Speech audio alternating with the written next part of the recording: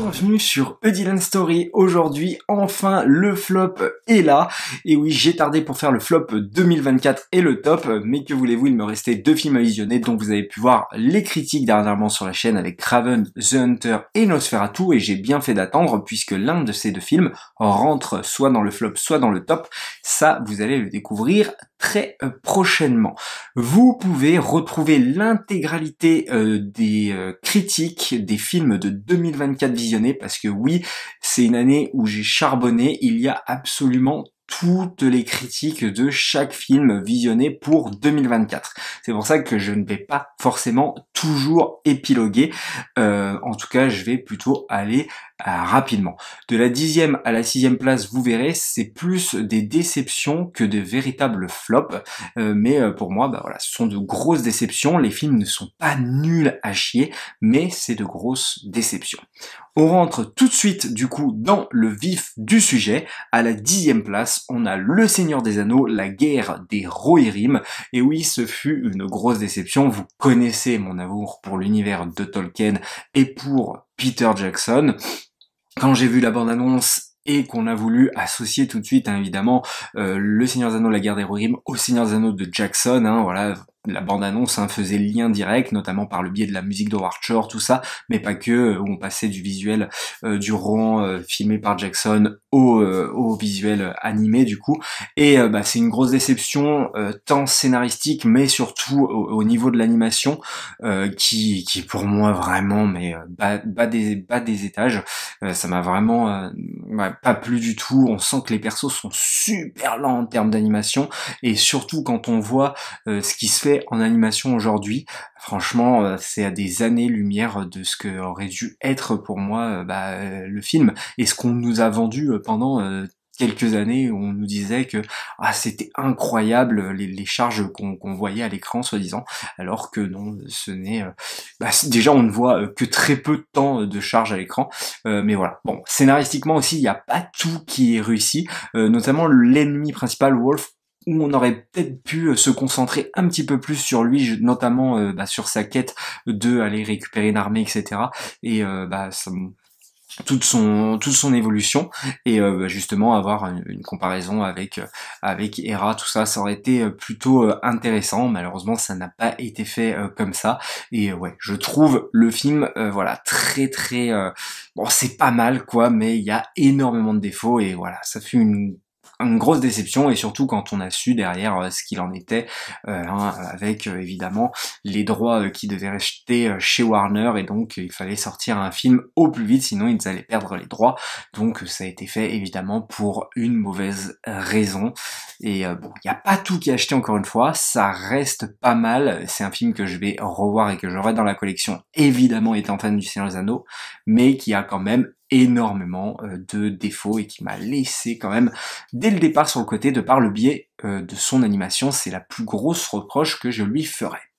On enchaîne avec un autre film qui m'a déçu, Alien Romulus. Alors lui aussi c'est pas mal, c'est un film que j'ai énormément envie de revoir quand même pour me faire un deuxième avis, parce que je me dis quand même que pour ceux qui découvrent par le biais de ce film, comme je l'avais dit dans ma critique, Alien, je pense que vous allez en avoir pour votre argent, vous allez plutôt kiffer. Mais il est vrai que quand même, je trouve qu'il y a trop de similitudes avec le premier Alien, le deuxième, etc. Il y a énormément de références, et il ne s'en détache jamais assez, notamment quand je prends le robot, qui est un personnage vraiment raté, je trouve, dans le film. On y trouve évidemment la patte d'Alvarez de par le biais de ce gore. En revanche, je trouve que c'est vraiment l'épisode le plus gore. Et j'aime beaucoup la mise en place du film, notamment sur cette planète, avec ces jeunes personnes qui vont absolument vouloir s'échapper et s'extirper de cette vie qui ne leur convient pas. Et le scénario de départ est plutôt pas mal, mais les personnages, on s'y attache pas malheureusement, notamment l'héroïne. Pour moi, je n'ai aucune émotion et empathie pour elle et pour les autres personnages qui les entourent. Hein. C'est de la chair à canon. Et donc c'est assez malheureux de ce côté-là parce qu'il y avait de bonnes idées visuelles par moment chez Fede Alvarez, mais c'est un film quand même qui demande à être revu, je pense, et peut-être à la hausse pour le coup. Donc à voir quand je le posterai dans ma collection pour savoir ou non si je le réévalue. Mais pour le moment, ce fut une véritable quand même déception. Alors encore une fois, pas entièrement parce qu'il y a des trucs à sauver de ce film, mais ça reste déceptif dans sa globalité. Je vais enchaîner à la 8e position avec Vaiana 2. Alors ça, c'est une déception parce que vraiment, le premier Vaiana qui n'est pas, je trouve, apprécié à sa juste valeur par tout le monde. Bon, alors que le film a marché, j'imagine, puisque le film, le deuxième, cartonne. Mais alors celui-ci, j'ai l'impression de voir un enchaînement de clips musicaux. Ça aurait pu être encore plus bas hein, dans le classement maintenant que j'y réfléchis. Mais avant tout, ce fut une grosse déception. Mais ouais, ça aurait pu être vraiment plus bas dans le classement. Les musiques, on ne les retient pas. On sent que le scénario et la nouvelle aventure de Vaiana est vraiment tiré par les cheveux et forcé et fait notamment pour de mauvaises raisons. Et surtout les musiques et les clips qui s'enchaînent où on espère avoir le nouveau Libéré délivré qui cartonne sur YouTube évidemment. Hein, donc voilà. Ah, c'est énervant parce que ça aurait pu être bien mieux. Voilà, il y avait un vrai propos, je trouve, dans le premier. Vraiment des choses à sauver avec la découverte justement de la culture, etc., maori et tout ça. Et qui là n'est pas concrétisé. Alors encore une fois, il n'y a pas tout qu'acheter, il y a des moments sympathiques, mais dans sa globalité, on sent vraiment que c'est forcé et que c'est fait pour la money. Voilà, j'enchaînerai avec la 7e position. Là encore une déception, c'est Kung Fu Panda, le 4e opus. Et oui, on a du film d'animation dans ce top, mais vous verrez, enfin dans ce flop, pardon, mais vous verrez que dans le top, il y en aura aussi. Et Kung Fu Panda 4, c'est une véritable déception parce que je trouve que les 3 premiers opus ont vraiment des choses à redire, ont chacun leur qualité, que ce soit en termes d'animation ou encore scénaristique ou aussi au niveau de la musique. Je trouve que le premier réalisateur apporte une certaine patte, la réalisatrice du 2 et du 3e opus, hein, je crois que c'est la même, apporte encore autre chose, notamment avec le 3e opus et cette idée visuelle avec ce vert constant, etc.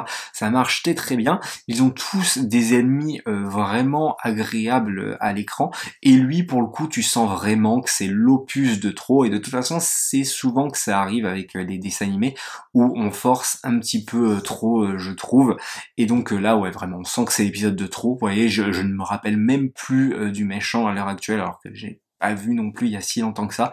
Donc voilà, vraiment un dessin animé oubliable, et je pense qu'il faut s'arrêter là parce que je trouve qu'ils ont plus rien à raconter sur Po, bien que il y est toujours derrière évidemment Jack Black que j'adore et que j'apprécie énormément, mais voilà, je pense que là il faut s'arrêter là et passer à autre chose. Merci, c'était très bien les 3 premiers opus, mais celui-ci, non, ce n'est pas pour moi. On enchaîne avec la 6e place et la dernière déception, mais qui commence quand même déjà à être un flop. Hein. Bon, déjà Vaiana et Kung Fu Panda 4 aussi, hein, c'était de très moins bonne qualité qu'un Vaiana ou qu'un Alien ou qu'une guerre d'héroïne, même à partir de Vaiana déjà. C'est Bob Marley, le biopic. Alors ça, je n'ai pas compris. C'est désincarné au possible. C'est raconté assez maladroitement et ça ne dégage pas énormément d'émotions et c'est assez déceptif de ce côté-là. Alors c'est pas à l'acteur que je vais reprocher quoi que ce soit, c'est plus à son scénario et peut-être à son réalisateur de ne faire véhiculer à travers ce voyage aucune émotion. Voilà quoi, on n'en retient pas grand chose de ce biopic et peut-être que ça se concentre pas sur les bonnes, sur les bons moments de la vie de Bob Marley. Enfin, les moments importants, ça se concentre pas assez sur certains moments qu'on aurait peut-être voulu voir un peu plus développé et que ça se concentre sur d'autres moments un petit peu moins bien. Alors j'exagère un petit peu sur les émotions parce que c'est vrai quand il y a certaines musiques chantées, ça a quand même un impact, mais les trois quarts du temps on s'emmerde quand même. C'est assez déceptif de ce côté-là de vous dire ça, mais c'est vrai que je me suis plutôt ennuyé et je n'ai pas été convaincu malheureusement. Et il me semble que j'avais plutôt aimé la prestation de l'acteur principal. Mais en tout cas, ouais, voilà, un film très déceptif pour un biopic sur une légende telle que Bob Marley. Mais des fois, que voulez-vous, il y a des biopics qui ne devraient pas se faire, tout simplement. On devrait rester justement sur le documentaire. Je vous invite d'ailleurs à voir Bob Marley One Love, je crois. Ce documentaire est assez jouissif pour le coup. Donc voilà, très très déceptif. Je m'attendais à beaucoup mieux pour Bob Marley. Du coup, qui est assez raté. En cinquième position, et ça y est, là on rentre dans le top 5, donc on rentre dans le navet, on a Motherland, qui est une déception, puisque c'était dans ma shortlist de Alexandre Aja, qui pour le coup s'est perdu, avec Ali Berry à l'écran qu'on n'avait pas vu depuis un petit moment, enfin en tout cas moi que je n'avais pas vu à l'écran. Le concept de départ est plutôt pas mal, vous allez me dire, oui, c'est sympathique avec ces enfants et cette mère qui sont accrochés à une corde et qui ne peuvent pas aller plus loin que ce que permet la corde. Et au fur et à mesure qu'on avance dans l'histoire et qu'on comprend évidemment le schmilblick et qu'on a la finalité de tout ça et qui n'en est pas forcément une parce que au départ on donne un élément de réponse et à la fin potentiellement on a une ouverture sur une autre réponse. Donc voilà, le film est assez ambigu et complexe pour pas grand chose, notamment pour sa fin alors qu'il aurait pu aller droit au but. Et puis c'est très très vite redondant finalement. Voilà, je me suis ennuyé devant ce film d'horreur qui n'en est pas forcément un parce qu'il ne fait pas forcément peur malheureusement. Et ouais, je m'étais habitué un petit peu à mieux avec Alexandre Aja quand même qui nous avait proposé du jour. C'est quelqu'un que j'apprécie, que ce soit pour La Colline des Yeux, pour Horns ou encore pour Crawl dernièrement. Voilà, c'est des films qui m'ont plutôt plu. Et là ouais, j'ai été vraiment déçu parce que pour le coup, vraiment le concept de base, je le trouvais très intéressant et finalement, il n'en fait pas grand-chose et donc voilà. Le petit, l'un des deux petits de Halle Berry joue très très bien. Pour le coup, c'est celui des deux qui s'en sort le mieux.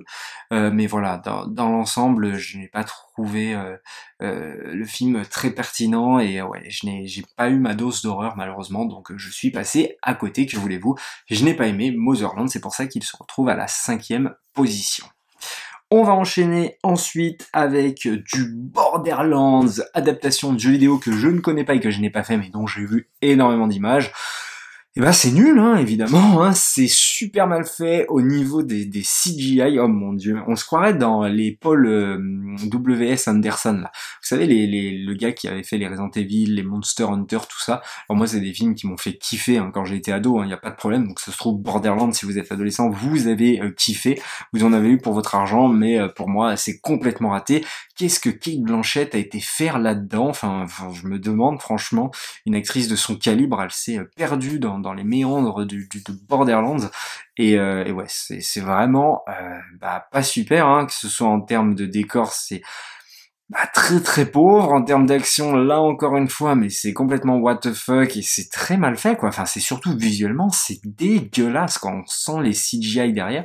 Et puis l'histoire, franchement, c'est du vu et du revu, donc voilà, c'est pas super. Et il y a pas que Cate Blanchett, on a l'eau d'acteurs plutôt connus et qu'on se demande qu'est-ce qu'ils ont été foutre là-dedans. Bon, que voulez-vous.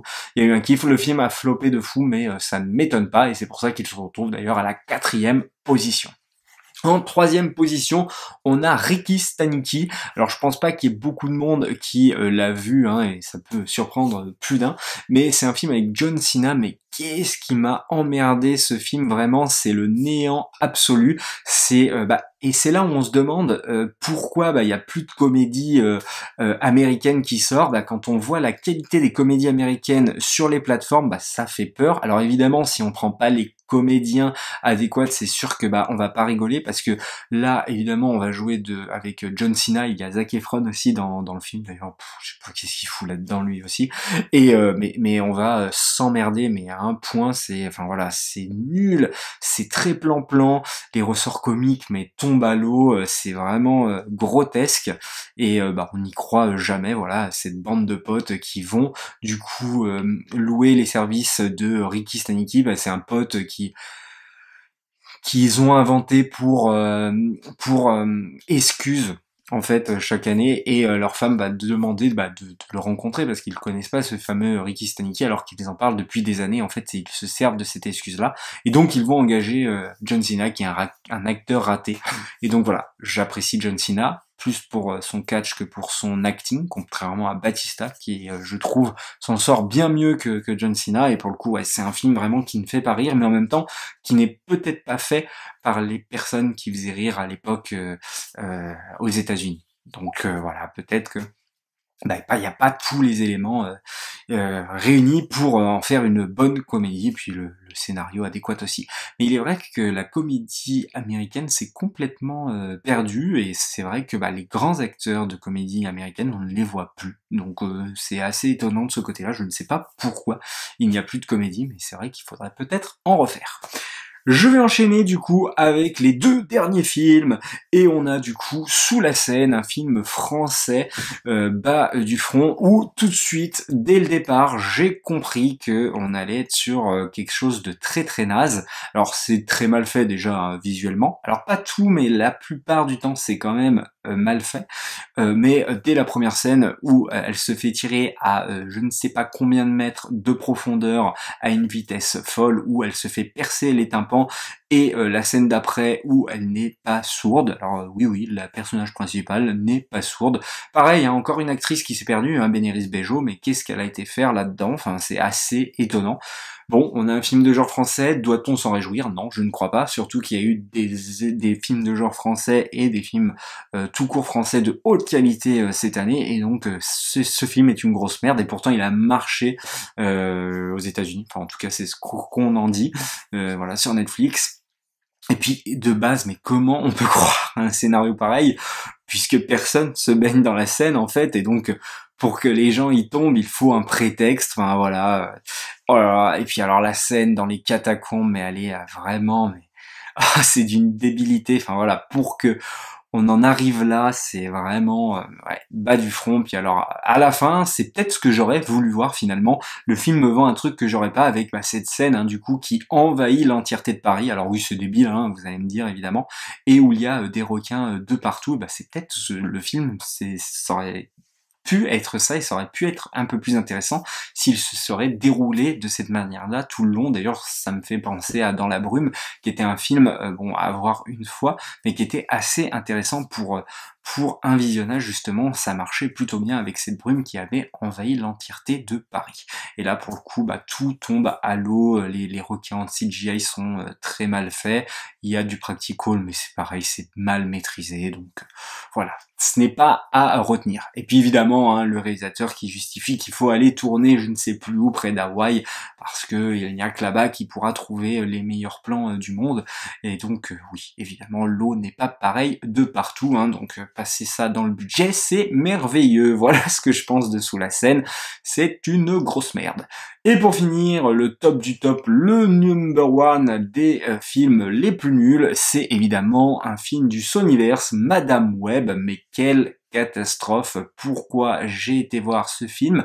On peut encore parler d'acting, puisque notre cher Tahar Rahim va s'y perdre malencontreusement. Alors je peux comprendre la démarche, c'est cool, t'es français, tu veux aller jouer dans un film américain, en plus sous label Marvel, mais t'es pas sous le bon label Marvel. Et encore, je ne sais pas si aujourd'hui il y a encore un bon label Marvel, que ce soit Marvel Sony ou Marvel Disney.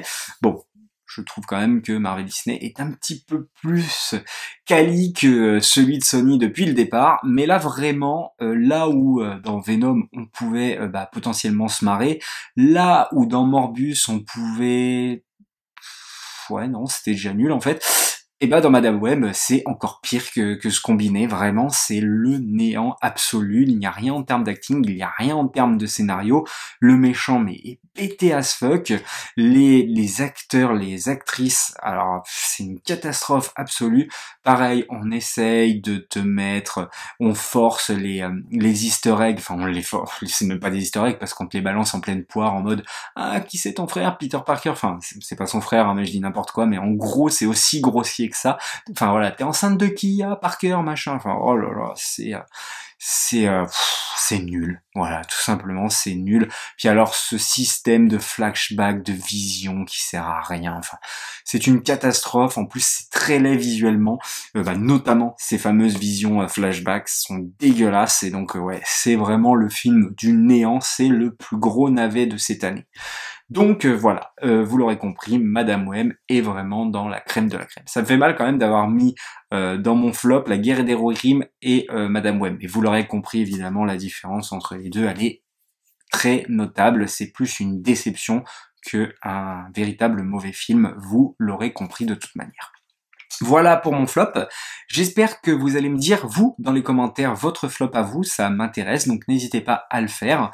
Dites-moi si mon flop est cohérent, s'il vous plaît, si vous êtes d'accord ou non avec moi, si pour vous il y a des choses honteuses, des choses qui n'ont rien à faire dans ce flop, faites-le moi savoir. Et évidemment, si vous voulez en savoir un petit peu plus sur la pensée de chaque film et le développement de l'histoire, etc., n'hésitez pas à aller voir mes critiques que vous pouvez retrouver sur ma chaîne. Likez, partagez et abonnez-vous, et comme d'habitude, nous on se dit à la prochaine pour une prochaine histoire.